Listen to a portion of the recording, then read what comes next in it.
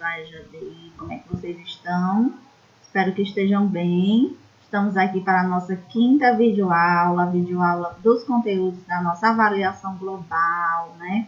Estamos aí a um passo das férias, descanso para vocês, né, de atividades, porém, vamos colocando as atividades em dias, né, estudando para a avaliação final do semestre, né, tudo dará certo.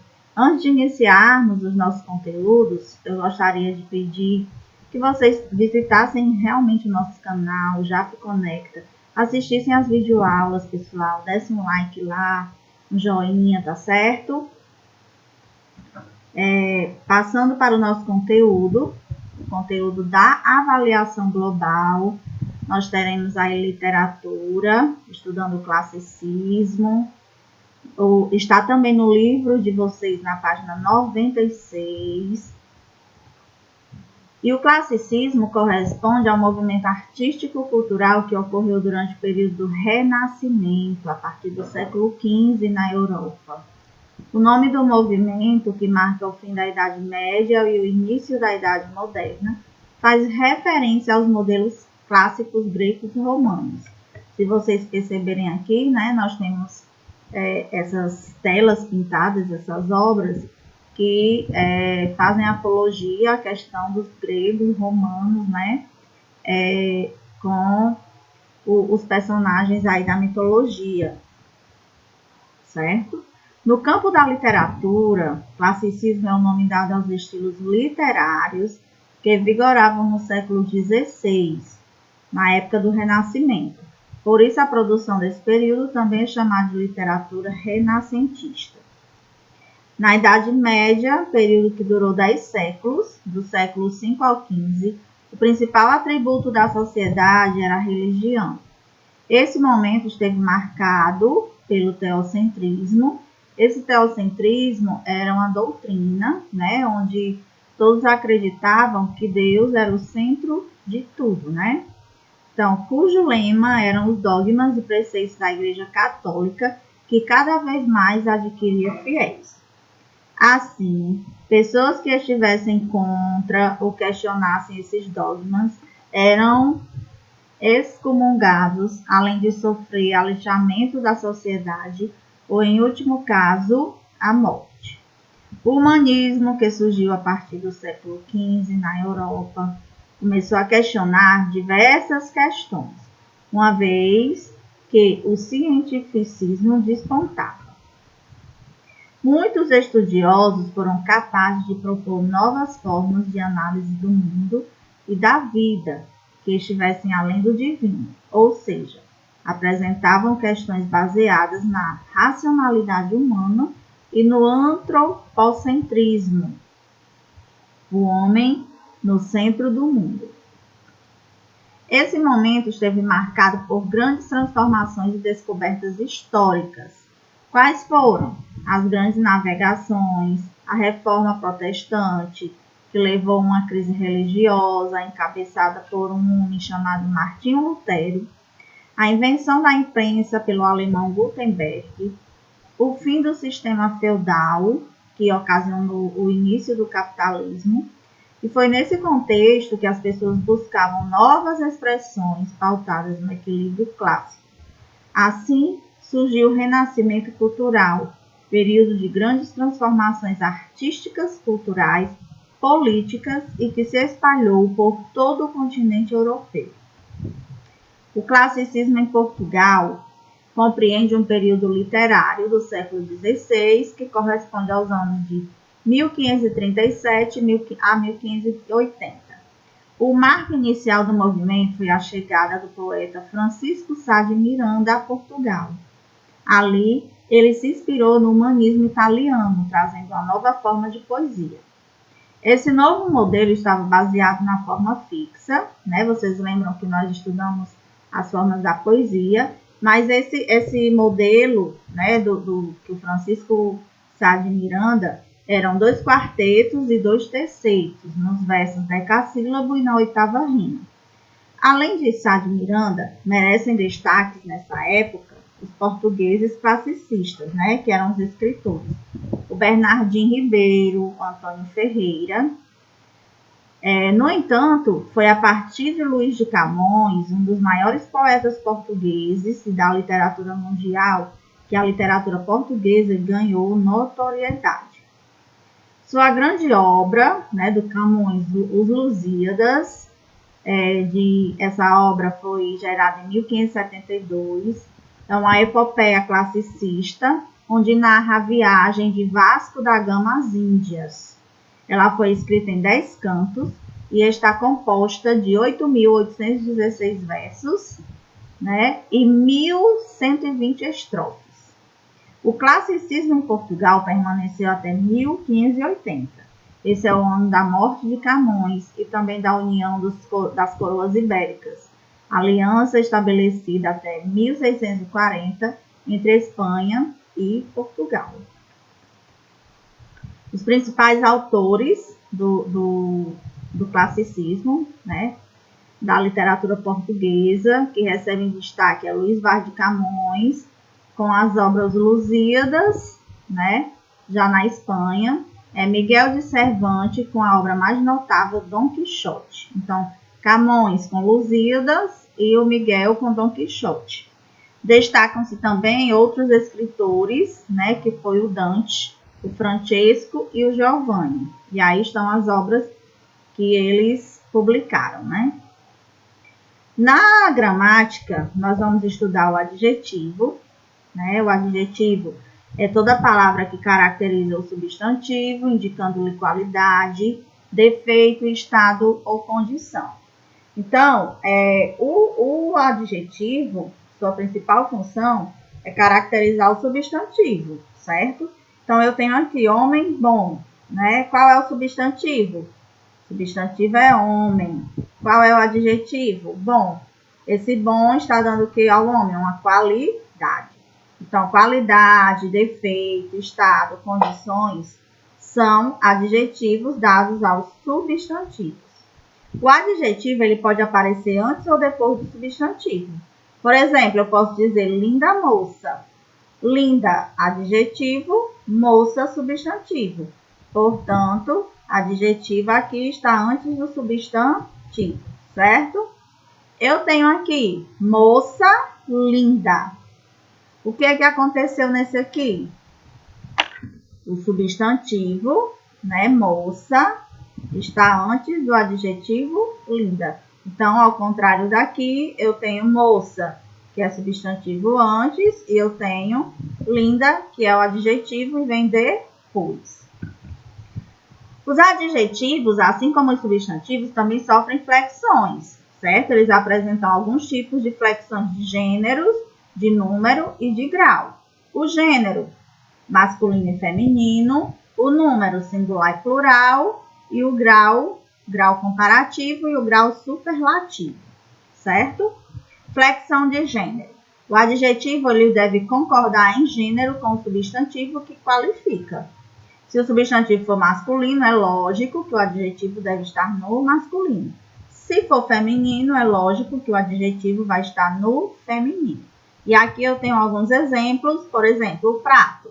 Prato é um substantivo masculino. Então, a palavra que é adjetivo, ele vai estar no masculino. Lasanha é um substantivo feminino. Então, o adjetivo, ele vai estar no feminino, certo? Todos esses adjetivos listados anteriormente são chamados de biformes. Por quê? Bi são dois. Então, isso quer dizer que tem uma forma para o masculino e uma forma para o feminino. No entanto, também há adjetivos invariáveis, independentemente do substantivo ser masculino ou feminino. No caso, eles são chamados de uniformes. É o caso, de frágil, simples, ruim, leal. Quando eu digo assim, o homem é frágil, a mulher é frágil, Eu utilizo a mesma palavra tanto para o substantivo masculino quanto para o feminino.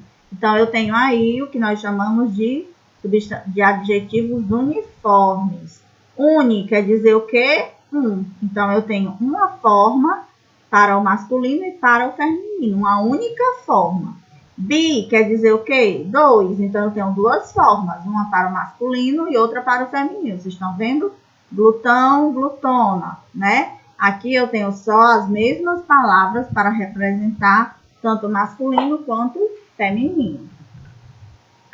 O adjetivo também sofre flexão de número. Da mesma forma como o adjetivo se comporta em relação ao gênero, ele também se comporta em relação ao número, né? Então, esses números são representados por plural e singular. Esse modelo se mostrou eficaz, né? Esses modelos se mostraram eficazes. Então, você vê aqui, ó, que existe um adjetivo no singular e o outro no plural. A partir do que o substantivo se modifica, o verbo também, e é lógico que o adjetivo também tem que concordar, certo? O adjetivo na flexão de grau ocorre a variação de um grau no adjetivo quando se quer intensificar ou comparar. Assim, o adjetivo pode apresentar dois tipos: o comparativo, que compara qualidades, e o superlativo, que intensifica as qualidades. O grau comparativo pode ser de superioridade, e aí você vai representá-lo pelas palavras mais, né, do que, ou aqui no caso, mais alta que, né? O de igualdade, tão quanto, e o de inferioridade, menos que, certo? Então, de superioridade, mais que, de igualdade, tão quanto, de inferioridade, menos que. O grau superlativo indica a intensificação da característica atribuída ao substantivo. Essa intensificação pode se dar de forma relativa ou absoluta. Então, existem aí o adjetivo no grau superlativo relativo, né? Quando há a ideia de pôr o substantivo em relação a outra coisa. E aí eu tenho aqui um exemplo, né? O grau relativo de ser superior. Por exemplo, essa árvore é mais alta, é a mais alta da praça, né? Então, eu tenho aqui a palavra mais, né? Que indica o quê? Superioridade. Essa árvore é a menos verde, então eu tenho aqui menos, que indica inferioridade. Já o grau superlativo absoluto manifesta algo muito intensificado, certo? No caso, eu tenho aqui, ele pode ser sintético, quando eu utilizo a palavra intensificada, ó, uma árvore era altíssima. O que é uma árvore altíssima? É uma árvore muito alta. Só que no grau superlativo absoluto sintético, eu utilizo a palavra desta forma. No analítico, eu vou utilizar o quê? A árvore era muito alta. Muito alta é a mesma coisa que altíssima, certo? Os tipos de adjetivos, né, eles são classificados com a sua estrutura. Eles podem ser simples, compostos, primitivos e derivados. Eu tenho aqui os adjetivos simples, né? Os adjetivos simples apresentam uma estrutura formada por um único radical. O que é radical? É a mesma coisa que palavra. Então, são formados por uma única palavra, né? Eu tenho aqui brasileiro, argentino, bonito, feio, né? Os adjetivos compostos são aqueles formados, né, por dois ou mais radicais. Então, eu tenho aqui azul celeste, socioeconômico, que é uma palavra composta, surdo-mudo, certo? Os adjetivos primitivos são aqueles que não derivam de outra palavra. Eles existem desde quando começou a língua portuguesa. Então, aqui eu tenho bom, eu tenho belo, né? Não são palavras derivadas de outras, não foram criadas a partir de outras, certo? Os adjetivos derivados, ao contrário dos primitivos, são as palavras que foram criadas a partir de outra palavra. Azulado vem de quê? Azul. Esperançoso vem de quê? Esperança. Entristecido vem de quê? De triste. Então, esses aqui são os adjetivos derivados. Adjetivos pátrios. Eles podem se referir a cidades, países, continentes, estados ou regiões, né? Você tem aqui o homem amazonense. O homem é de onde? Do Amazonas. O rapaz era baiano. O rapaz era de onde? Da Bahia, certo? Então, esses são os adjetivos pátrios. Para a nossa produção de texto, nós vamos estudar o gênero resumo, né? E aí, o que é um resumo? Resumo é uma exposição abreviada de um acontecimento, obra literária ou artística. Um resumo é ato de resumir alguma coisa através de uma síntese ou sumário, né? Então, como é que eu posso realizar um resumo? Fazendo uma leitura de um texto, de uma obra, qualquer um livro literário, uma obra, e vou resumir, né, em poucas palavras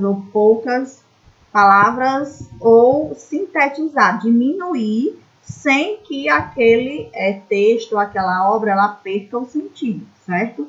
Então, fazer um resumo significa apresentar um conteúdo de forma reduzida, sintética, destacando as informações essenciais do conteúdo de um livro, de um artigo, de um filme, de uma peça teatral, certo? Em algumas ocasiões, a palavra sinopse, ela é também utilizada como um resumo, certo? Às vezes você vê, sinopse do filme, é o resumo do filme, né? Sinopse é o sinônimo de resumo, é a mesma coisa. A elaboração de um resumo exige uma análise do que você está lendo, interpretação do que você está lendo, para que sejam transmitidas as ideias mais importantes. Um resumo pode ser indicativo, informativo ou crítico, com opiniões críticas do autor. O resumo é um exercício escolar cobrado frequentemente pelos professores. Escrever um texto em poucas linhas ajuda o aluno a desenvolver a sua capacidade de sintetizar, de resumir, objetividade e clareza. 3 fatores que são muito importantes ao longo da sua vida escolar. Além de ser um ótimo instrumento de estudo na matéria, né? O resumo aí é algo que você começa a aprender a escrever, né? A entender e a interpretar algo que você está lendo para resumir. Aí aqui tem as normas, né, da BNT. O resumo e resenha, né? Uma resenha é um texto onde existe a opinião crítica da pessoa que escreve em relação ao livro ou ao documento sobre o qual foi elaborada a resenha. Apesar de transmitir a opinião do escritor, a utilização da primeira pessoa em uma resenha não é recomendada. É importante referir que, no caso da resenha descritiva, a opinião do autor pode não estar presente. Por outro lado, o resumo não contém opinião, a não ser que se trate de um resumo crítico, e se trata apenas de uma síntese das principais ideias do livro ou de algum documento que você vai resumir, ou seja, você não pode usar a primeira pessoa do discurso nos resumos, né? A não ser que seja algo crítico, que você, como autor, esteja fazendo opinião crítica sobre o que você está escrevendo, né? Então, o resumo, você sempre vai resumir aquilo sem participar, tá certo? Você vai sempre resumir o seu texto sem utilizar a primeira pessoa. E algumas dicas de como fazer um resumo. O primeiro passo para fazer um resumo consiste na leitura atenta do texto, que vai ser resumido. Depois devem ser identificados diferentes parágrafos, conceitos-chave, ou seja, as palavras-chave mais importantes, né? As ideias mais importantes. Em seguida, deve ser feito o resumo, onde os parágrafos são descritos de forma concisa, né? Sem arrodeios, nunca esquecendo de abordar os conceitos mais importantes, como conclusão. Deve ser feita uma leitura atenta do resumo para comprovar que as principais ideias do texto original estão incluídas no mesmo, certo? Então, aí, algumas dicas de como resumir e quero desejá-los boa prova.